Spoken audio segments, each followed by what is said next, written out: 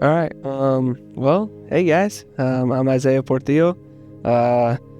What really brought me to Robinson here was I was a little kid, and there was a divorced kids for care unit that we had, and it was this little classroom all the way in the back by the exit door over by where the Spanish congregation used to be.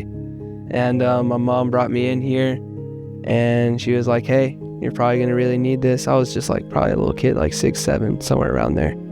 And I remember my earliest memories of that was just eating some applesauce, watching some Veggie Tales. So yeah, that was first experience that really brought me here. Yeah, so I'm like heavily involved in the youth group. Like that's my big old thing. Senior this year, whoop whoop. But yeah, heavily involved in the youth group. Love every single one of my fellow youth groupies. Couldn't ask for a better youth minister. Shout out Caleb, love you, dude.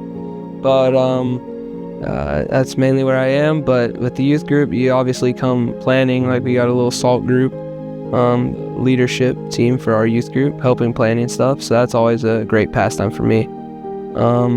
Yeah, wherever it leads me, like there'll be a service project or someone tells me about something, I'll show up. So invite me to stuff. I'll be there. More than likely, I got a lot of free time. Work comes secondary to Jesus for me. So, especially because I'm a teenager and I can afford to do that. So, it's definitely the family. You'll hear a lot about how much this place loves. And for me, one of those earliest memories about why I truly chose to love Jesus the way I did is like just the love within the youth group. And we talk about how we were at Christings over the weekend when we're filming this, but we were talking about how the youth group can truly be the core into someone's view of who Jesus actually is. And that's what happened with me. We were at Uplift, and everybody started breaking down crying. This was like 2021, but everybody started breaking down crying and supporting one another. And it was like one of my first times really being in the youth group like that. And it showed me. And then when it came to my time of need, back in 2023, some of you may know about this story, some of you may not, but it's kind of a miniature miracle story about how I was in desperate need of getting my passport. And this like whole group at Green Valley came around and prayed about it. And the very next day I was on my way to an appointment to try and get the passport. And it was amazing, and it was a great show of love.